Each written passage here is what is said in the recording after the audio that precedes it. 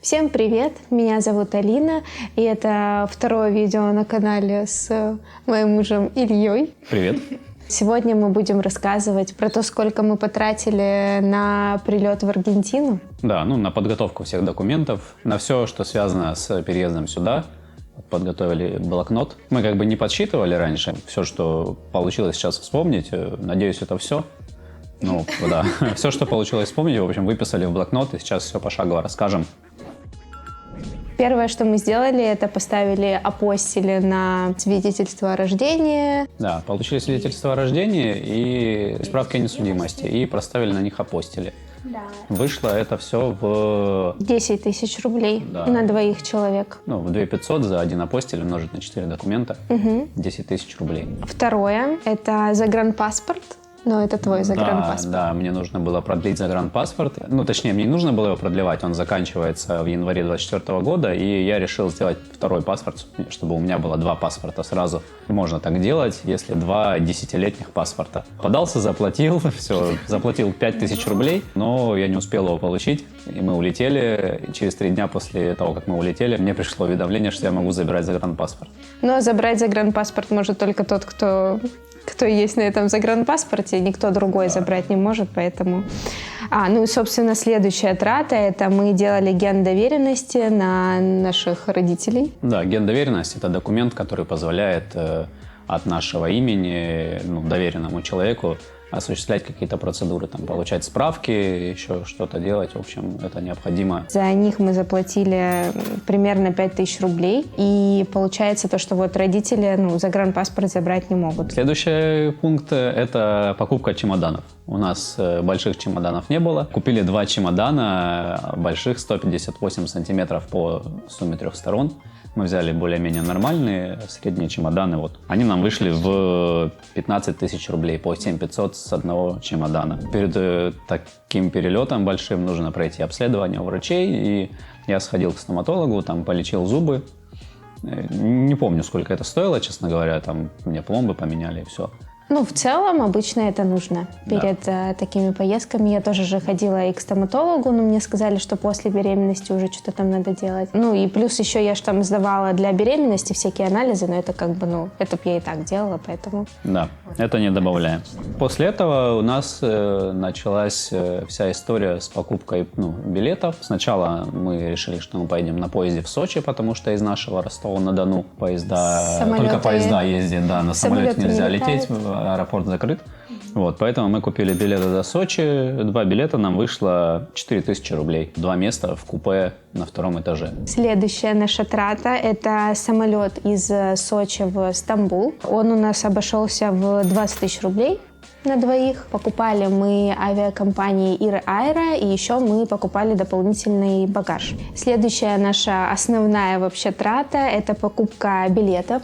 Мы покупали билеты Turkish Airlines. Вышли они у нас в 206 тысяч туда и обратно.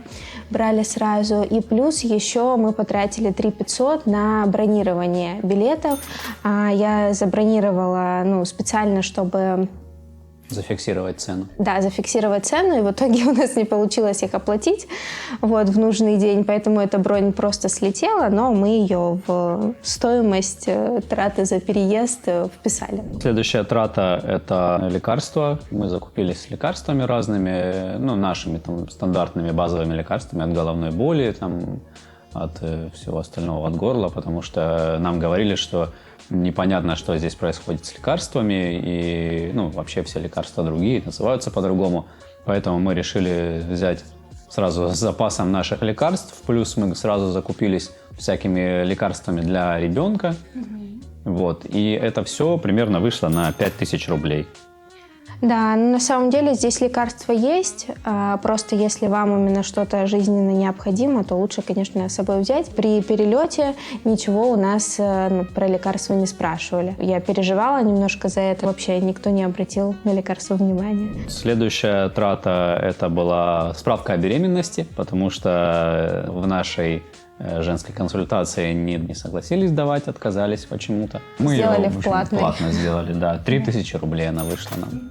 На этом этапе подготовительные траты вроде бы все закончили, и дальше мы уже выдвинулись путь. Следующие траты уже будут в моменте как бы перемещения из России в Аргентину.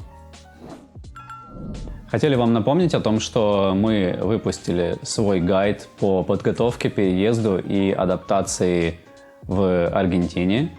В нем можно найти информацию, как собрать документы, как купить билеты, как добраться сюда, жить, адаптироваться, легализоваться. Я печатал этот гайд 2 месяца, потом Алина его еще очень долго оформляла. Гайд мы разместили на нашем сайте. Ничего не нужно скачивать, просто вам нужен доступ в интернет. Сейчас есть везде Wi-Fi, поэтому даже если вы уже сюда прилетите и вам нужно будет что-то посмотреть, то вы можете всегда зайти и получить нужную вам информацию. Познакомиться с подробностями вы можете по ссылке в описании. Гостиница в Сочи нам обошлась в 2500 рублей. Гостиница была очень хорошая, да, но это был не сезон, и каким-то магическим образом у меня получилось забронировать ее по такой цене. Ты через Яндекс.Путешествия, да, по-моему, бронировала? Яндекс.Путешествия. Дальше, по поводу гостиниц, еще гостиница в Стамбуле на 3 дня у нас обошлась в $66. Это по тому курсу где-то 4700 рублей. Тоже получилось каким-то образом дешево, несмотря на то, что мы жили в центре Стамбула, от Айя Софии там вообще было идти минут 5. Да, рукой подать. И гостиница была хорошая, еще тут были даже включены завтраки, вот, что очень-очень понравилось. Да, шведский стол. Там был смешной дядька, который вообще не говорил ни на каком языке, кроме турецкого. Ну, было забавно. Но он мог нормально разогревать еду. Да, это да. По прилету в Стамбул нам нужно было как-то добраться до гостиницы, поскольку аэропорт Стамбула, который новый, он находится прилично за городом. Там было несколько вариантов: либо на такси ехать, либо какой-то трансфер заказывать. Там еще есть специальные какие-то шаттлы от сторонней фирмы. Вот, и мы воспользовались этим шаттлом, нас привезли практически к гостинице. Потом нам пришлось еще на такси немного проехать, но, в общем, вот, да, автобус вышел в 600 рублей. Поскольку мы в Стамбуле были 3 дня, мы тратили деньги на перемещение по городу. Во-первых, мы там смотрели всякие достопримечательности, да, во-вторых, мы ездили там, покупали вещи, вот, и все вот эти перемещения в Стамбуле за 3 дня вышли нам в 2000 рублей. Следующие траты – это вещи и аксессуары в Стамбуле. Мы купили себе немножко вещей, по-моему, худи. Я худи купил, да, которая закошлатилась через 2 месяца вообще. У меня нормальная, тьфу-тьфу-тьфу, была худи. Купили ребенку вещи и купили себе кассирки. Это, тоже такая важная вещь, когда вы летите в Буэнос-Айрес, потому что мы начитались, что тут супер-мега опасно, и с такими обычными своими сумками я боялась тут ходить, поэтому мы взяли себе кассирки, чтобы все было здесь. И когда мы, кстати, приехали, здесь, правда, многие ходят с кассирками, и многие еще ходят с рюкзаками вот так вот наперед. Всего вышло примерно 10 тысяч рублей. Это потому что Турция, мы там понаходили тоже недорогие вещи. Следующая наша трата – это жилье в Буэнос-Айресе. Оно нам обошлось в $300. По тому курсу еще было где-то 21 тысяча рублей. В общем, первую неделю, да, мы приехали, заселились в Буэнос-Айресе просто на квартиру по Airbnb. Да, на Airbnb. Следующая трата – это я примерно прикинул, сколько мы потратили на такси. То есть на такси от дома в Ростове до вокзала, там и все перемещения, в общем, на такси, включая последнее такси до жилья уже в Буэнос-Айресе, примерно все это вышло в 3500 рублей. А можно скажу? Да? Мама нас довозила даже до вокзала.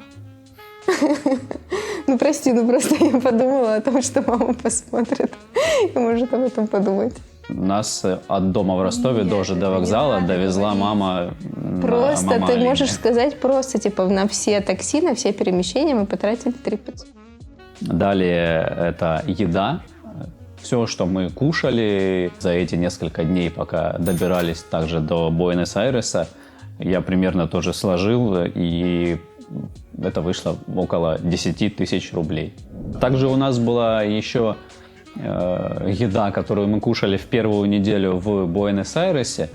Можно, конечно, это тоже добавить, потому что это такой период адаптации, и мы еще непонятно, ну, еще были где-то в переезде, поэтому много тратили, и как-то это все было спонтанно и непонятно, потому что мы не знаем цены, ничего не знаем, вот, и примерно за первую неделю на еду мы потратили, 10-15 тысяч рублей.